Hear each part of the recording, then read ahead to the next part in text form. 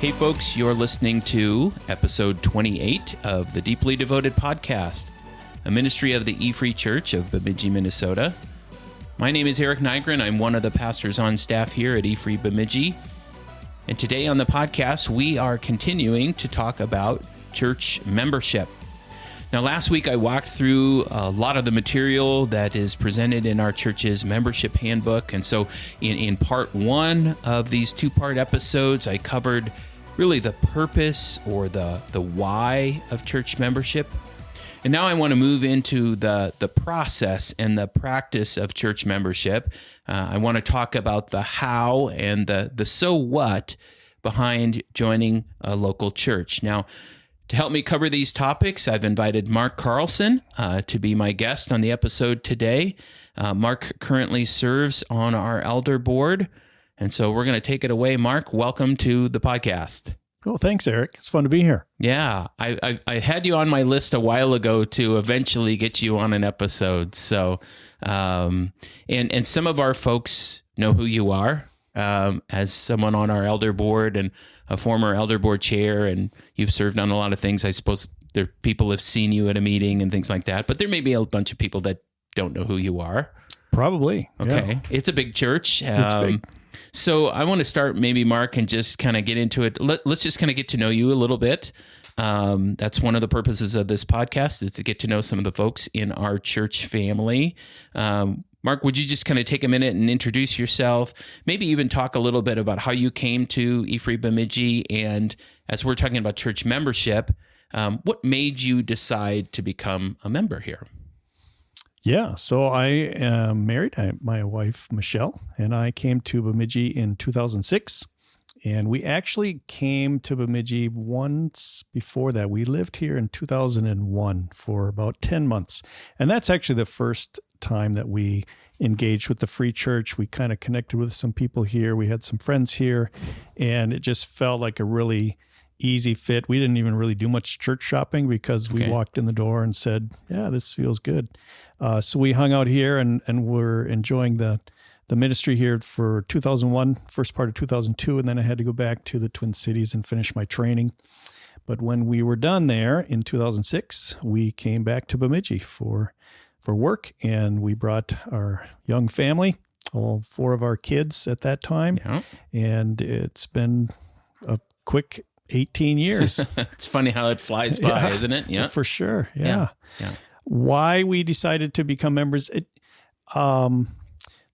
the Free Church is a good fit for me, just my tradition, my history, my family. I'm blessed to have a family that has been believers for generations. And some of my family actually came out of Free Church background. So I've got some Free Church in the family tree. I personally was part of a Baptist General Conference church, the Converge Church, and was in that in St. Cloud during my formative years. And then in college was down in the Twin Cities, and again at another Converged church there, Bethlehem Baptist. Okay. And Michelle and I both were attending there for quite some time. We spent close to 20 years at Bethlehem. And so when we came here, it's a very similar theology, kind of a Reformed theology. We're very comfortable with the statement of faith, the style, the approach to teaching and exegesis, and it all fit quite well. So we were quite comfortable, and it wasn't hard to make that decision to join here. Yeah. Good. Well, sometimes people will ask me if they're not familiar with the Evangelical Free Church, and I'll say, well, what are you familiar with? And, if they've got any kind of a Baptist background, especially, from a Converged church or something, I say, we're pretty close cousins there. You're going to probably, things are going to feel the same, sound the same, statement of faith, things like that are going to be pretty close. So, yeah. It's not too far. Yeah. They're probably cousins, I would say. Yeah, right. Rather versus direct siblings or something like that. Yeah. Well, we are going to talk a little bit about church membership here in this episode. And before we really get into the how, which is one of the purposes of this episode, that process of becoming a member here at our local church at E-Free Bemidji, Mark, in your opinion, when should somebody consider pursuing membership? depending either on how long they've been attending or even in their stage of their faith or something like that. When should somebody consider this idea of membership? And the other side of that coin, what if somebody just wants to be a regular attender and not worry about membership? Yeah, I think that's a great question. My advice, if I were to sit down with someone and they asked me that question, I would say, if you're a believer, you should consider, if that's the word we want to use, you should consider membership right now. Like, if you're not considering it, you should consider it. And because I think it's got so many benefits and it's so important. And we'll get into some of that later. Some might push back and say, well, I'm comfortable. I'm a regular attender. Right. I'm not sure why I should be a member as opposed to a regular attender. Right. And I think it's really the commitment, right? Yeah. And it's not about a name in a database or a name in an Excel spreadsheet. Right. You can say, well, the New Testament churches didn't have a database of members. They didn't have a member directory. Yeah. And they might have had a member directory. Yeah. Probably the list was in their head. But it was a different time and they had different tools and different opportunities. And so I think it's pretty clear that Scripture says they met together and there was a flock. And it seems clear that the people in the church were expected to know who was in their church and expected to know who was not in their church. And we can get into how that plays into some issues with church discipline and things like that. But that was part of the expectation, was who's in and who's not in. And right. I think historically, God has always had his people set apart for his purpose. And you can go back to the Israelites. You can go back to the New Covenant when the Gentiles were grafted in. He has always said, I will have my people and they will be my people and they will be apart from the other people. Right. And I think membership is kind of one way of us recognizing that today and saying you're in as opposed to being out. And that's important for several reasons. I was thinking about this actually on the way over, and I thought membership might not be the best word. It almost feels a little bit more like joining a partnership, where there's kind of an expectation of mutual work and mutual gain and a common purpose, but that's a little bit dry and kind of clinical. Right. Family really feels close, but there's not. I mean, family's always kind of funny. Commitments and family are kind of challenging sometimes. So I think membership may not be the right word, but I think there's something there about identifying who's in and who's not in an exclusive way, but in a way to say we need to make sure, because our family, our church membership, we have certain responsibilities to each other that we don't have to the whole world. Right, and vice versa. We have different responsibilities to the rest of the world that we don't have to our members. And certainly the leaders have certain responsibilities to the members that's unique to them. So it's important to know that. Who are we talking about when, as you say, who is the flock? Yeah. I think that's super important too. And I appreciate how you say that, Mark, because it's not like we're trying to be exclusive or completely exclusive. We do want to draw some distinctions, but it's not as if we're at the front doors on a Sunday and say, is your name on the list? No, you can't come in and worship with us here. Only those that are members can come in. Of course, different churches have different boundary sets to say, well, these things are for members and these things are for, for all of the church family or whatnot. And I agree. I don't know if what the best terminology would be, but I think especially as churches get larger, speaking as a pastor, and you can probably resonate with this as an elder, the more people, the more it's harder to just keep track of the flock. If you were to ask me, was so-and-so here last Sunday? If I didn't have a direct conversation with them, they may very well have been here, and I just missed them. And it's really easy to, I hate to say it, but in a larger church, lose track of where's the flock? How are they doing? What's going on in their life? Do they need care? Do they need help? Do they need, we'll talk about discipline or something like that. Yeah. Yeah, exactly. And I think in our modern time. You can compare that to what you might imagine early church was. It was not as mobile, right? Yeah. If you wanted to go somewhere, you were walking, or maybe you could ride a horse or a mule. But now we can literally drive 40 miles to church on Sunday. Right. And in early times, you wouldn't see a person live 40 miles away, maybe a couple of times a year. Yeah. Also mobility, right? So people can pick up and move and have a career in a completely different state. And, and that happens regularly and frequently. Yeah. And so if you can imagine the early church, if you came to faith and you were probably led to faith by someone you knew in your community, and then you were baptized in front of your community and everybody saw that. One of the reasons for baptism was that public declaration. And it literally said, this person is now part of us. Yes. Right? Yeah. And everybody watched and everybody knew and everybody took note and said, that person is now one of us. Yeah. And essentially they became a member. Now, whether they wrote it down or not, I don't know. But they clearly said, this one is in. And they're part of us. And I like what you're saying about it's not exclusive. We would love to see lots and lots of people join, right? Yes. The invitation is open.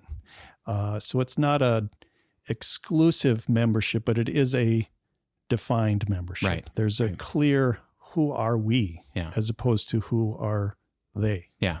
Yeah. And I think as we'll get into that clear definition serves both the individual and, let's say those that are charged with more formal oversight. It's not just so that we who are, pastors and elders and leaders and whatnot can keep track of our flock, that there is, it's helpful for the individual to know, am I in?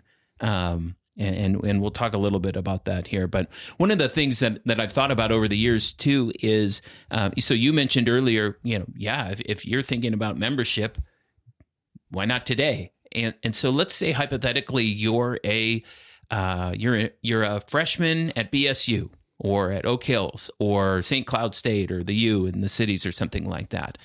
And you're only going to maybe be in that community for 4 years, and you've got a home community back.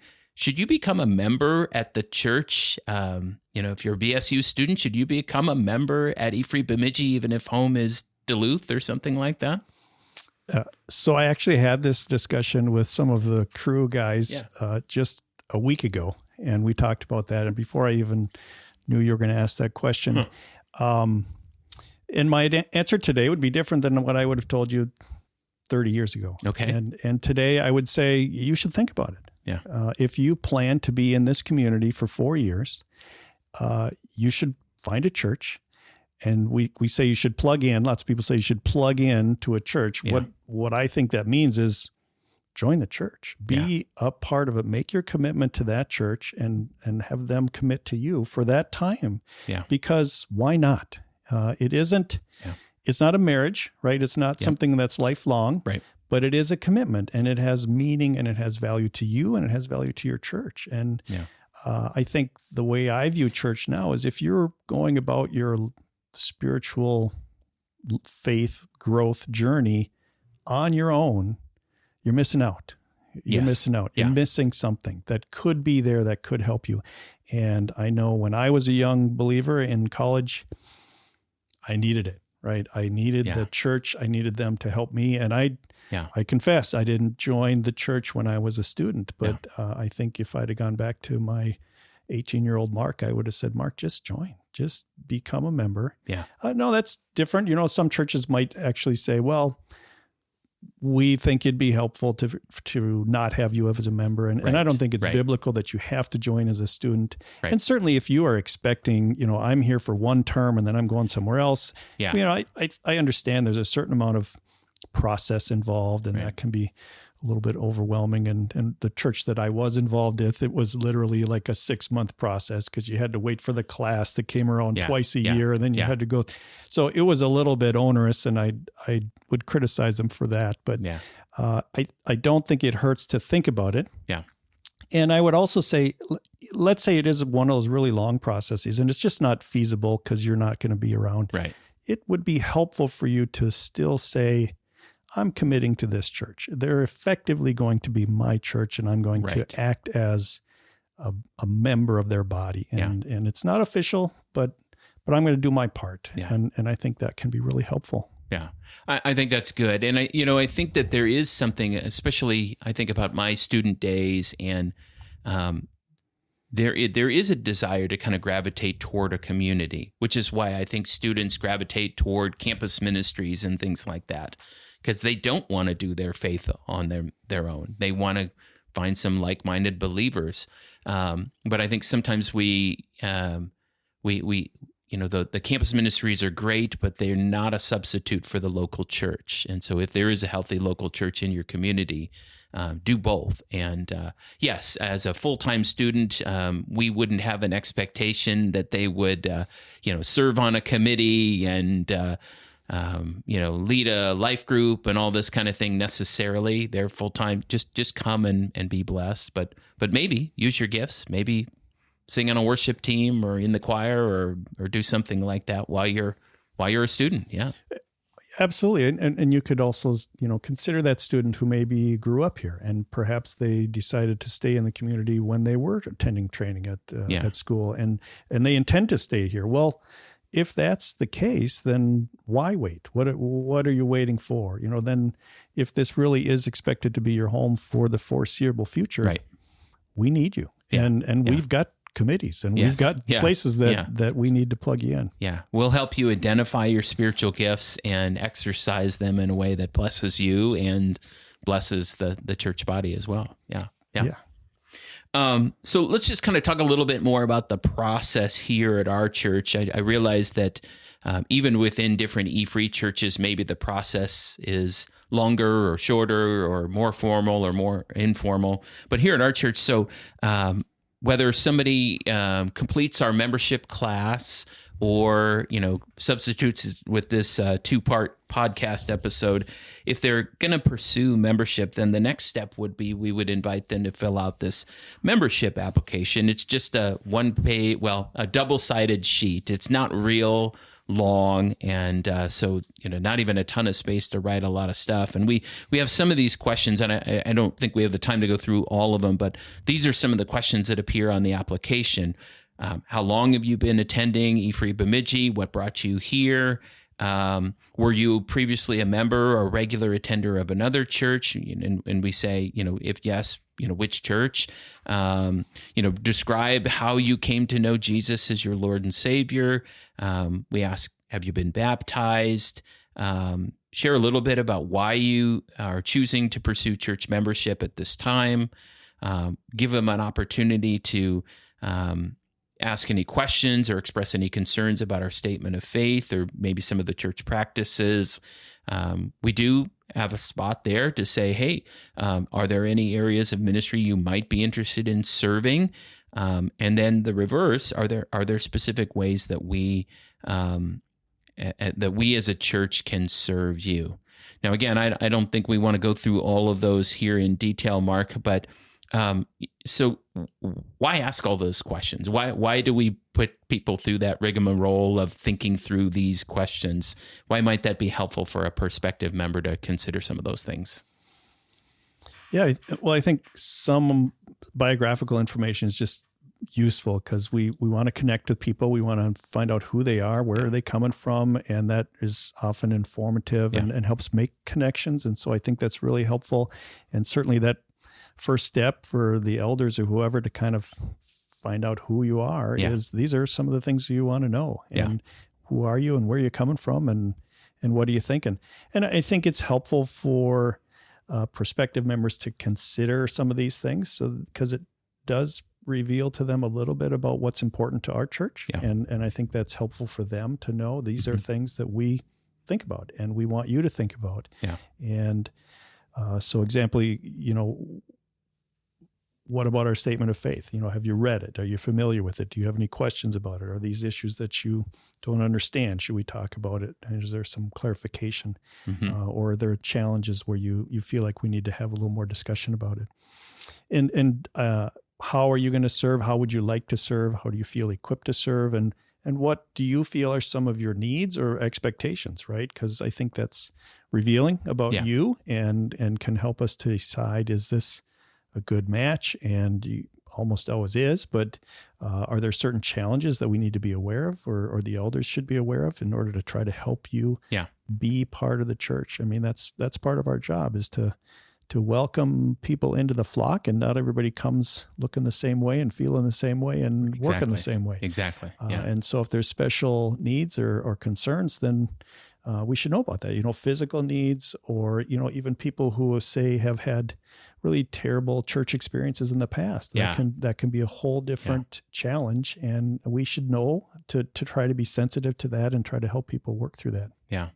Yeah. It's interesting. I've done enough of our membership classes and talked enough with people over the years about membership. And I can think of, a handful of times where somebody said, I was really reluctant to even explore membership because I had a really bad membership experience at a different church. And so when they start to learn, okay, it's not necessarily the same one size fits all. Membership doesn't mean the same thing in this church as it does another. And even if it did, your bad experience there hopefully won't translate here. But you just even some of that hesitancy about exploring some of that. We don't necessarily use the phrase core values in this, but I do think it expresses some of our core values, just even in some of those questions as well. Good. So that might be feel like the easy part. Sometimes what intimidates people a little bit is, you complete this application, and then we say, okay, the next step after that is we're going to schedule an interview with you, and it's usually me and one or two of our elders. And sometimes, okay, oh boy, that's intimidating. I got to sit down with the elders. It feels like I'm going to the principal's office or something like that. And I try to lighten the mood a little bit and say, okay, well, we use the word interview, but it's not really an interview.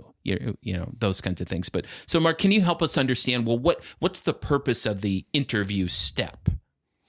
Yeah. So I view it as just kind of that next step to get to know each other. So the church wants to know who this is, and the elders, usually an elder and often an elder with their spouse, will interview a person, and they'll cover the same questions. Who are you? Where are you coming from? Get to know what concerns they have, maybe about the statement of faith, and really ideally try to clarify kind of how do we know that you have faith? Yeah. Really, that's the question. Yeah. How do we know that?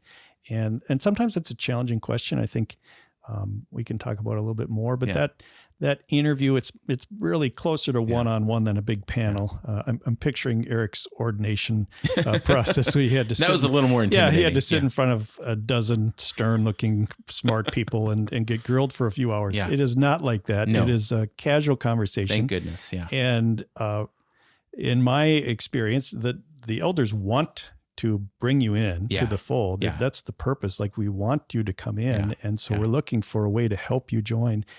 But there is a process because, as we said before, the church needs to be separate. It needs to be distinct. It needs to be God's people set apart for him. And so for that reason, we have to be careful about who we say is the church. And we want that to be believers.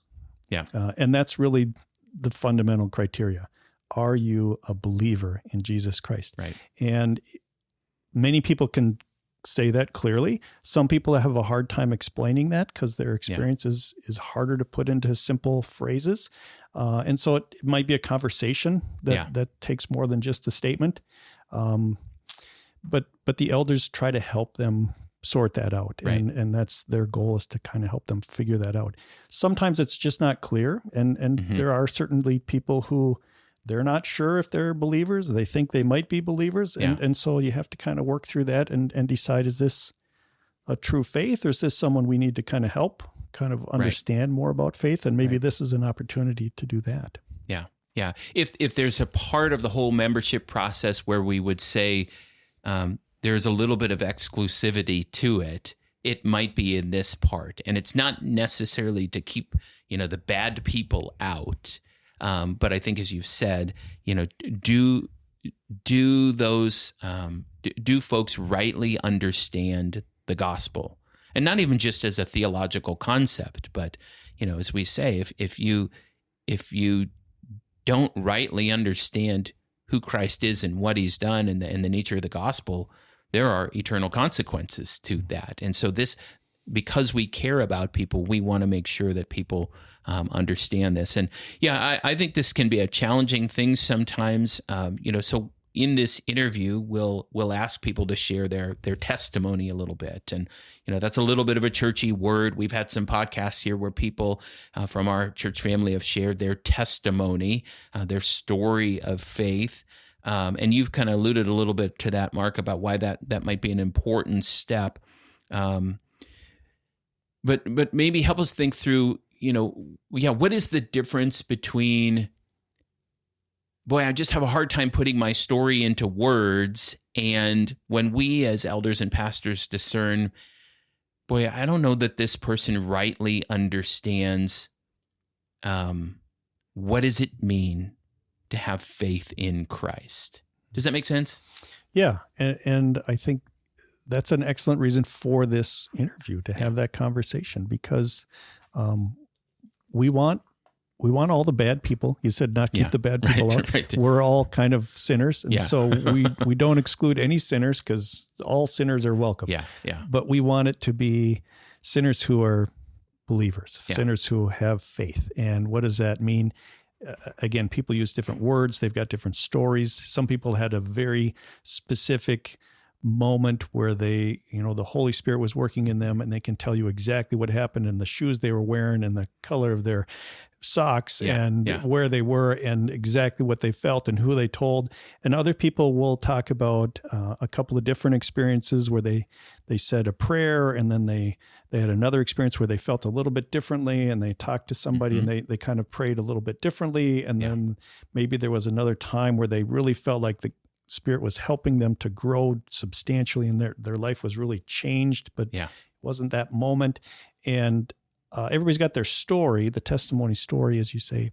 I think fundamentally, as far as membership's concerned, we want to know, are you a believer today? Do you have faith now? And so you might not have a great story, because it's just not easy to say. Right. But if you can say, today I believe, and Jesus is my Savior, and he's my only hope, and he's forgiven my sins. Right. And I can't tell you exactly how I got here, but here I am, and I know I need him, and I know that I can learn about that faith more here at this church.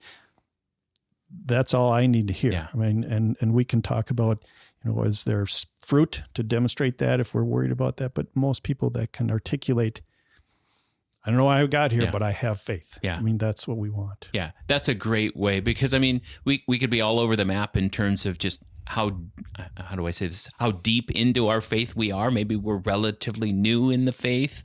Maybe we've been walking with the Lord for 30, 40 years, something like that. I mean, it's so individual there. And, one of the things I really want people to understand at this point in the process is this isn't okay, you passed or you failed.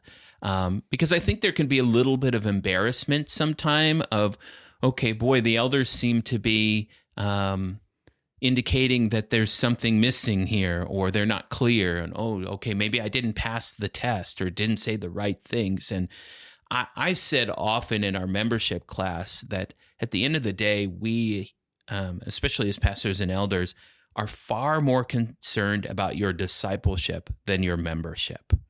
And so we are in no hurry to get you into membership, but we want to make sure that you are walking with the Lord in discipleship. We're going to prioritize that first and help you grasp that. So, I don't want there to be embarrassment or somebody to feel like, I didn't pass, and now what happens, kind of thing. So I think we try to just temper down, like, there's no rush to get to membership. Even if the next congregational meeting is coming down the calendar here, I'd rather you miss that one and get this right than worry about hitting a deadline. Yeah, exactly. And that's the goal of the church too, right? Is to bring people to mature faith, to become deeply devoted followers, and not have already been, perfected previously. Right. Yeah. So there's another step in this process then, and it's really kind of the last step in the process. So at this point, maybe folks don't know this, or if they've been around, they've seen this. At this point, then we bring, out of this interview, we bring the names of those prospective members who have completed the class, filled out the application, gone through the interview, and we bring it to a congregational vote. Mark, why has our church decided to empower the members of our congregation to vote people in or remove people from membership? Why don't we just delegate this to the elders and pastors? That's a great question. I got a lot of answers. I think fundamentally the church is the people, right? It is the body. We are a body of believers. And you mentioned in your podcast last week, there's lots of members in all parts of the body. And so it isn't the elder's job to decide who's a part of the body. It's the body's job to decide who's a part of the body. So ultimately the elders give that decision to the congregation. And there's a lot of reasons why they should have that decision. When you join the church, you are joining a body of believers, and you are saying, I will do my best to help these people. Yeah. And they are saying, we are going to do our best to help you too. Okay. And you need to make sure that those are people that are the right people, as in, do they have faith? Do they believe? So I think the congregation individually in that corporate setting need to say, yes, I affirm that. Yeah. It's also an opportunity for the congregational members to just affirm the reality of the saving grace of the gospel, right? Every time you welcome a new member, you should be saying, here is someone that has been saved by the gospel. And that's just like me. And look how the gospel is working. And I think we should celebrate that. And in some church, we used to sing a membership song, and we've done different ways of celebrating, but I think it is an opportunity like baptism to say, thank God that we have the good news and that we can share it, and look how people's lives are being changed. Yeah. So I think that's really celebratory, basically.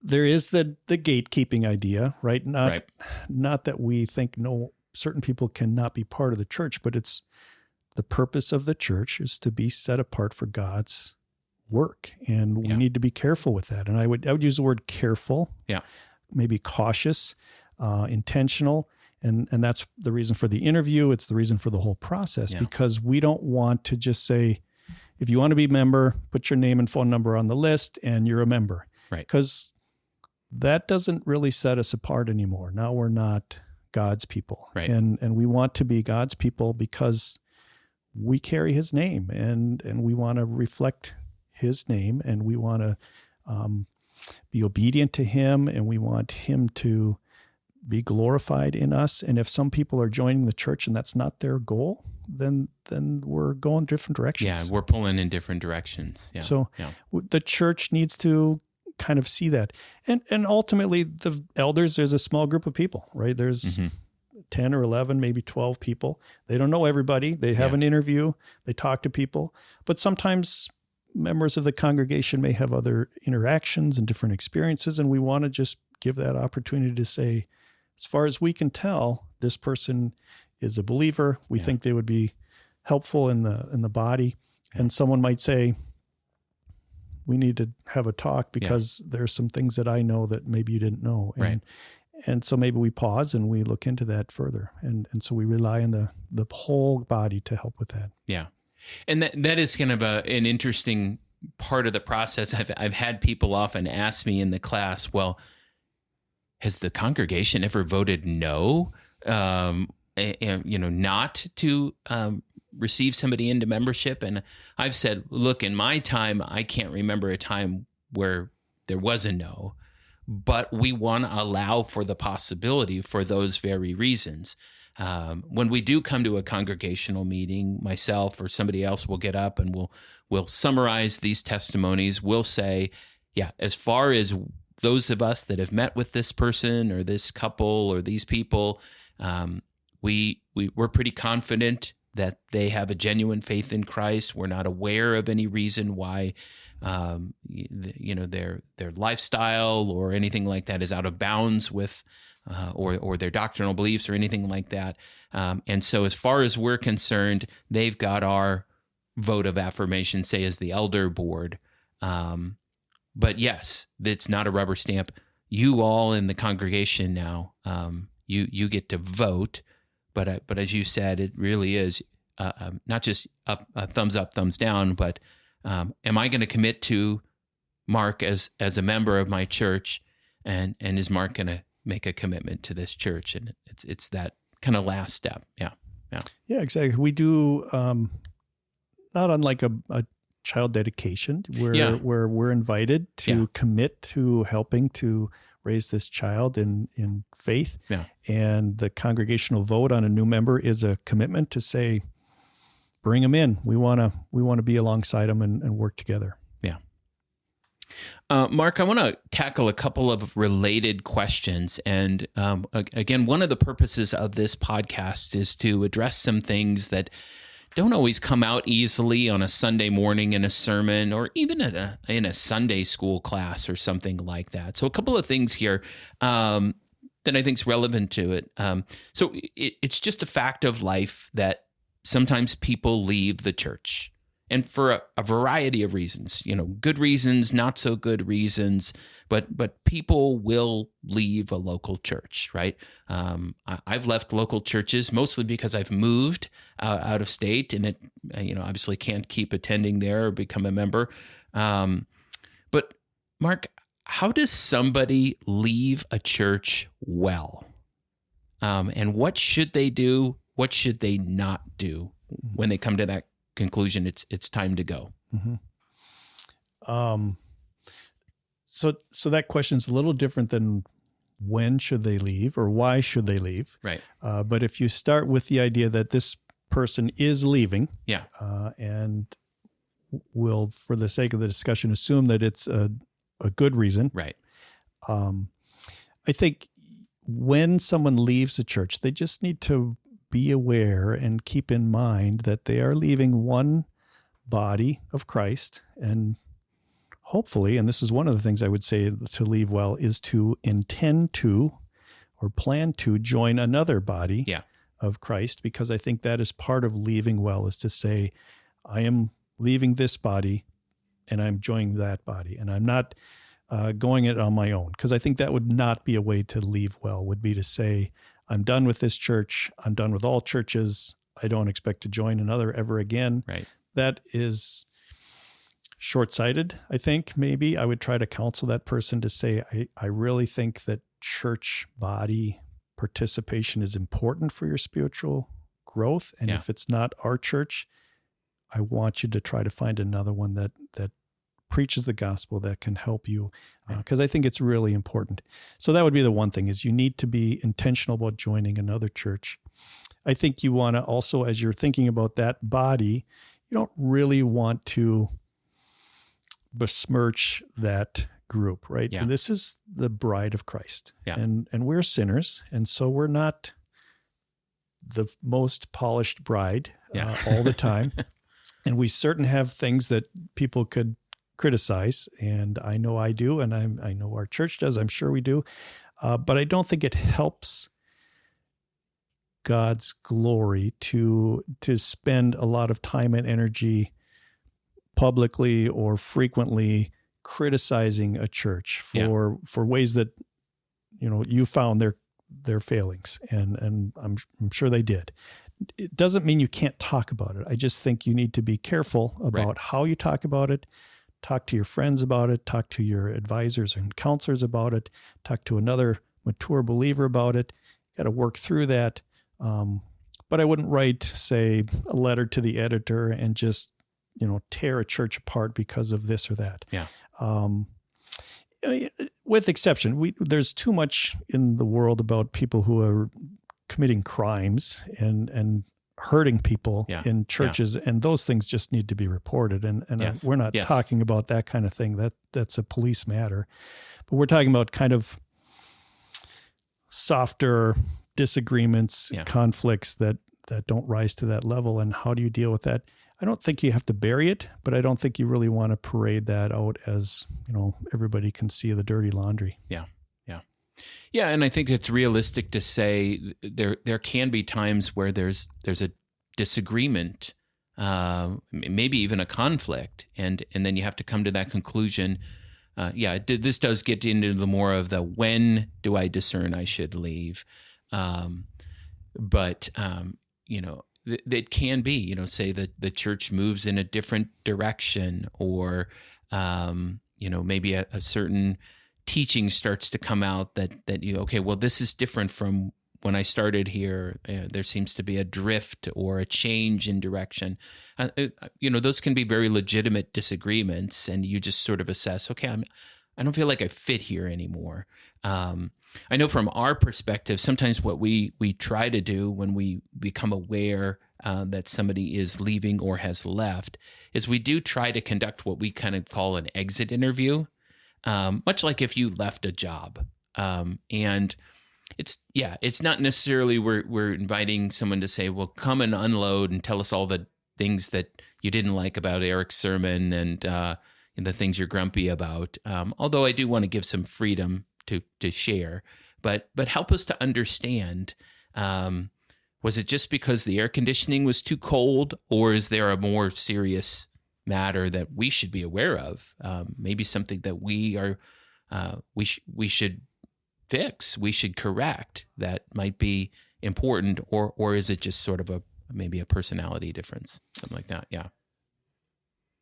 You and I, we have a very high view of church membership, and so I think many times we would want to talk to this person and say, "Tell me what's going on. Yeah. What is it that's making you feel like you can't be here anymore?" Right. And apart from obvious things, doctrinal differences are obvious. Distance, as you said, if you literally leave the area, we're not going to go chase you down and say, I don't know, I think you should probably commute 100 miles on Sunday. Yeah.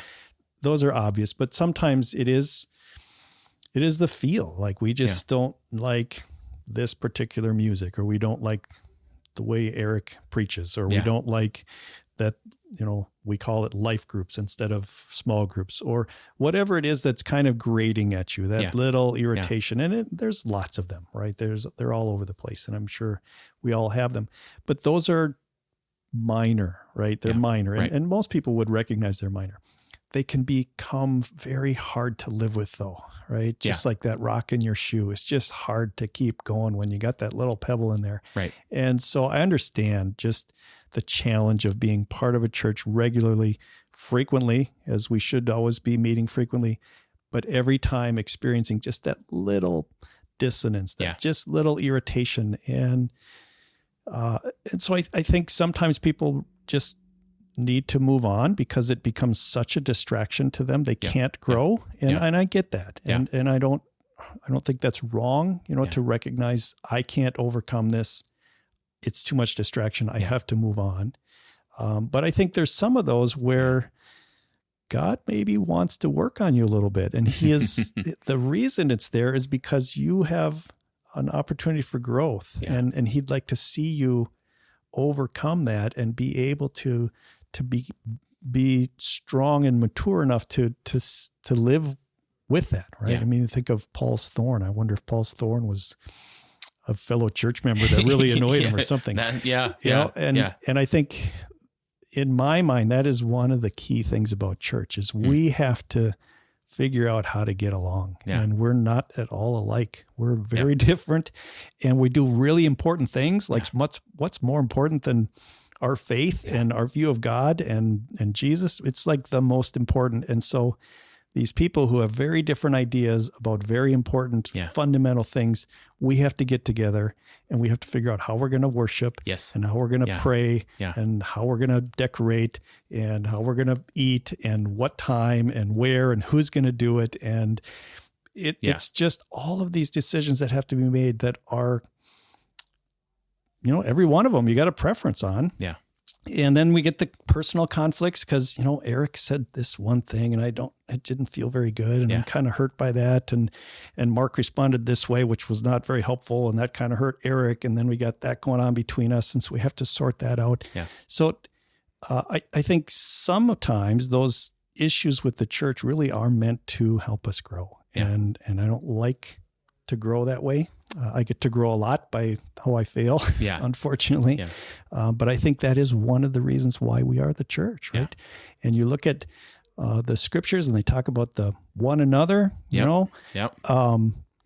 it's a high standard. And there's a lot of counsel about what happens when you don't meet the standard because it's kind of expected. Right. But it's also expected that you're not going to leave. I don't think Paul wrote too many letters to, the people in Corinth and then the people who left Corinth. He just said, "You're still there. Yeah. I know. Right. And here's how you're going to have to deal with it." Right. Yeah. It's interesting just even in that context. I mean, that's, this is not a 21st century church issue. In Paul's letter to the Corinthians in 1 Corinthians 12, where he's talking about the body, he has that section where, you can't be part of the body and say, I don't need you, or you're a lesser part of the body, that all the parts of the body fit together. And he kind of uses this illustration that we understand with our own physical bodies of maybe you don't want to be in a church that's nothing but hands or nothing but feet. It seems like the designer has intended that all the parts of the body, and Paul even says in that passage, the presentable parts and the unpresentable parts should come together. And so that's a good picture there, and hopefully just something that we think through, if and when we come to that place where we need to think about how should I leave a church and when, and those kinds of questions.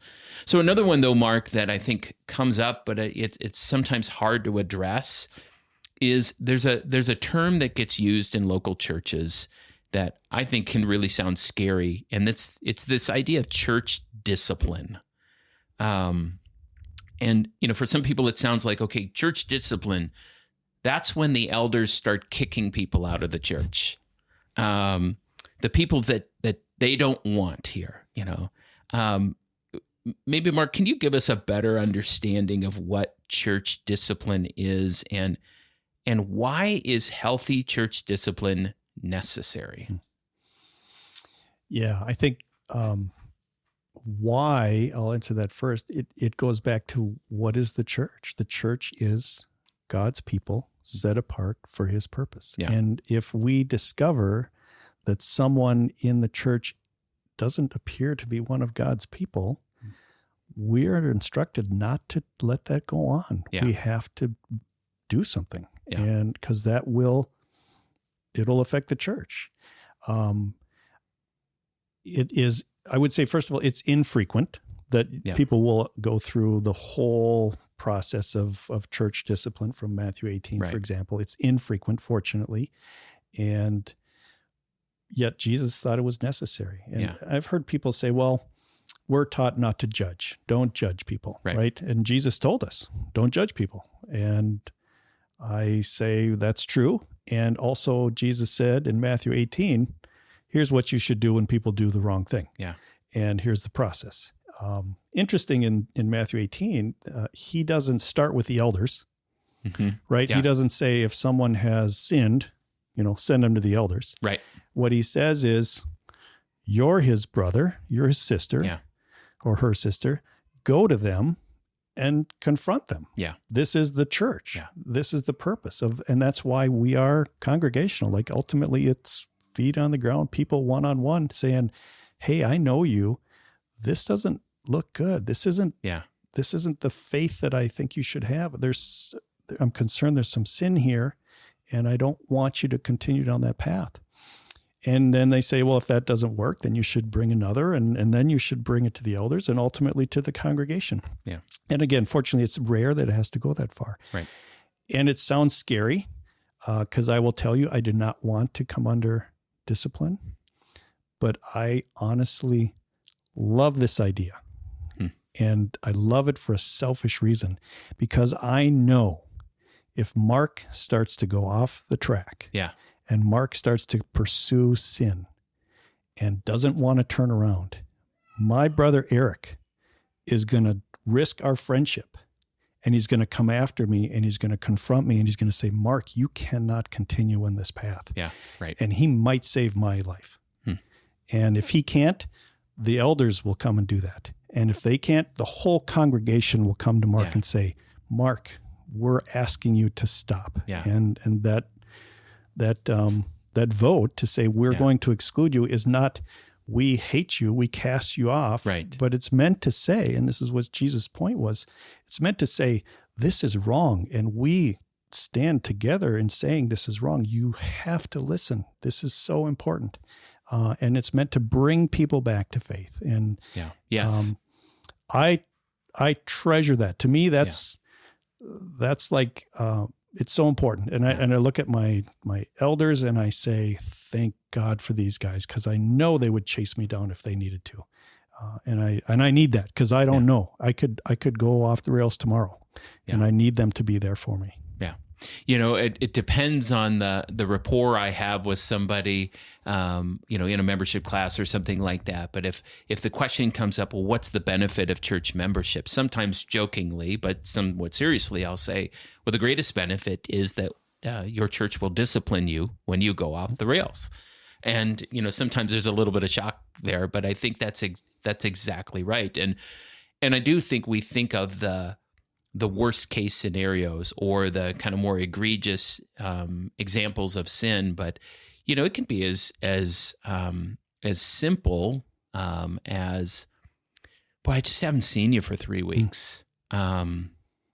Is everything okay? And if I find out that you've just been neglecting, then I'm going to nudge you onto the path, which we could call that discipline, but it sure doesn't feel like removal discipline. It feels like the same way a parent would encourage their child to get back onto a proper path, rather than, let's try to remove the pollutant here and clean up our church. Yeah. So I think we want to welcome it. And certainly some churches have done a poor job at church discipline. And so, maybe that's where the reputation comes.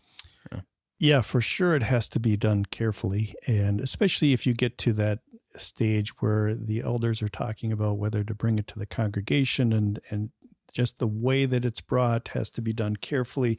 It's not meant to humiliate anyone. There's no like financial punishment. There's no physical punishment. Right. I mean, even the voting to exclude or excommunicate, it feels punitive, but the intent is to say, with the most drama that we can muster, you should stop and you should turn around. Yeah. And this is the biggest thing we could do to try to convince you. And I think that has to be overarching the whole process. We want this person back. We want to restore them. We want them to turn away from their sin. Yeah. And as long as that's the intent and it's love that's driving that, it shouldn't be mean, and it shouldn't be random or favoritism or things like that. And if that's what's going on, then maybe there's another member that should be calling that out, right? Because that's what their job is. Yeah. It's a tough topic, but I think one that we need to think through properly. And there's good resources, people much smarter than me that have thought through this and looked at the relevant biblical texts and, what does it look like when it's done well, and what does it look like when it's done poorly? And if somebody's listening and want to learn more about it, I can definitely put some resources. Then the folks from 9 Marks do a great job on all of these topics relative to church membership. I mentioned on the last episode of this just the little blue book called Church Membership, and I swear by that book. It's so good in that series. So, well, we're probably pushing the clock here, Mark. So I want to wrap this up a little bit. But we've talked a lot about in our church over the last year or so our discipleship pathway. We've talked about gather, grow, give, and go. And as I was thinking about this, I'll say it this way: how does the M word, membership, fit with the 4 Gs?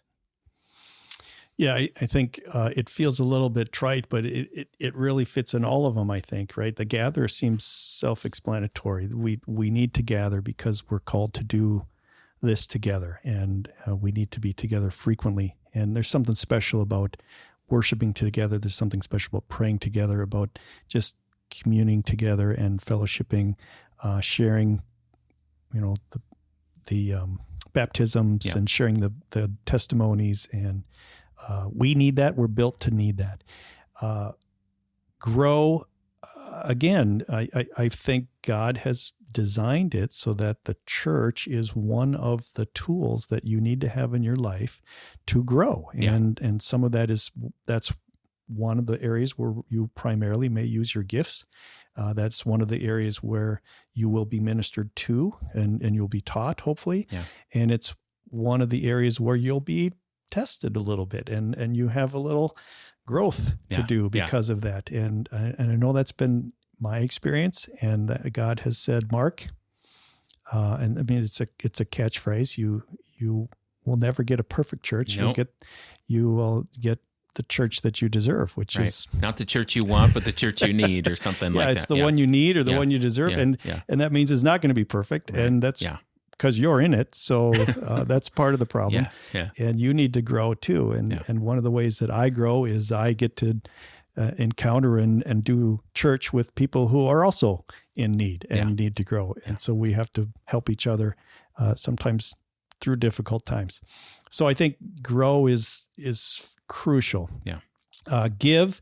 I mean, the obvious thing is our obedience to the instruction to tithe and to share, and the church is the obvious and natural place to do that. And I think that's biblical and scriptural. We won't probably talk about that a lot today, but give your gifts. As I said, the church is frequently the setting, not necessarily the place, but the group of people in which our gifts are expected to be used and whatever they are.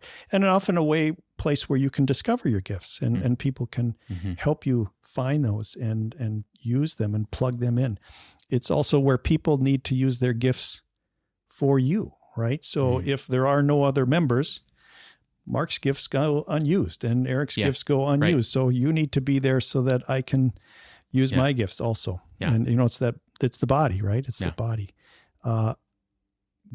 Going, I don't think very many people are meant to go alone. I think God meant that we should go together. There is always an individual component, but I think it's very difficult for Christians to meet at church on Sunday and then spend the whole rest of their week growing in faith and sharing the gospel and ministering completely independently. It's just a hard thing to do, and I don't think God meant it to be that way. So even when we go together. Now, sometimes we physically go together. Sometimes we go with partners, people who are praying for us. They follow up with us. They talk to us. They counsel us. Sometimes we go with people teaching us, giving us some coaching, discipleship. But I think the go part is really hard to do without a group behind you or with you. Yeah. And that's a good picture there. So, I mean, I think that, this kind of goes back to our question a little bit of, why can't I just be a regular attender? And there's part of me that says, sure, you can. And we're glad you are, because you can gather, grow, give, go as a regular attender. But there is something in this about formal membership to say, I am committed to Ifri Bemidji's discipleship pathway, Ifri Bemidji's mission, which maybe it's not a lot different than the Free Church down the road or the other church down the road, but I'm committed to what God is doing here among these people, and I'm going to formalize that membership and say, I'm committed to them. I want them to commit to me, and so hopefully those things mesh together. So I don't want to set a record for how long our podcast is here, Mark. So I'm going to skip to our last question, which really has not so much to do maybe with church membership, but I always like to kind of ask this question as we get to know people. So as we were just talking about who we are as our church, and we say all the time, that we are becoming deeply devoted followers of Jesus together. Mark, maybe share with us one thing that you have been blessed by lately that is deepening your devotion to Jesus. Yeah, I've had the opportunity to spend some time with some of the students at Bemidji State, involved in crew, and been to some Bible studies, and we started digging into John, and I just thought that was really helpful to me to spend some time reading John and thinking about it, and trying to challenge some of these smart minds to go a little deeper, think a little bit harder. Yeah. And I love that discussion about Jesus and what he means and what was going on when, he came around and John the Baptist was on the scene, and it's just super fun to hear that and to just see, we haven't gotten all the way through to watch how Jesus called his disciples. Mm-hmm.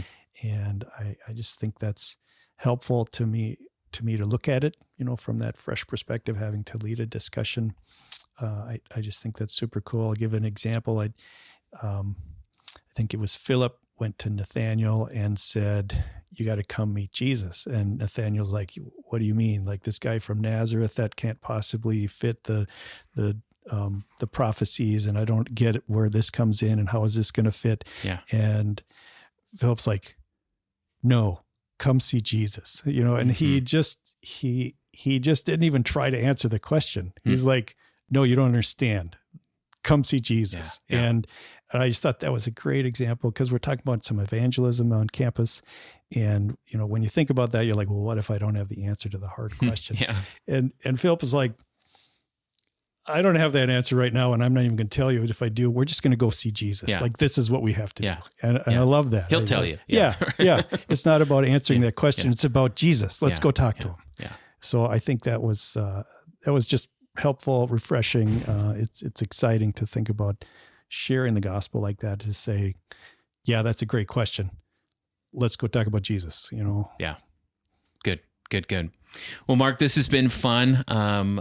It'd be good to talk about church membership. I really hope that these 2 episodes have been helpful to our church family. Again, the design here is that we're going to use these sort of not in place of our membership class, but very much covering the same material and wanting to help people to think through the membership process. But this is a pretty long episode, so we don't want to go too much farther. So I think that's going to have to do it for this episode of the Deeply Devoted podcast.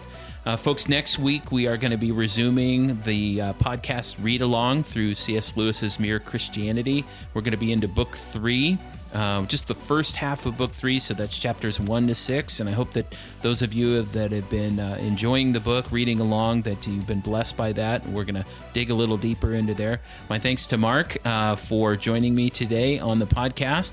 Of course, we'll be back next Tuesday with another episode, but until then, have a great week, and thanks for listening.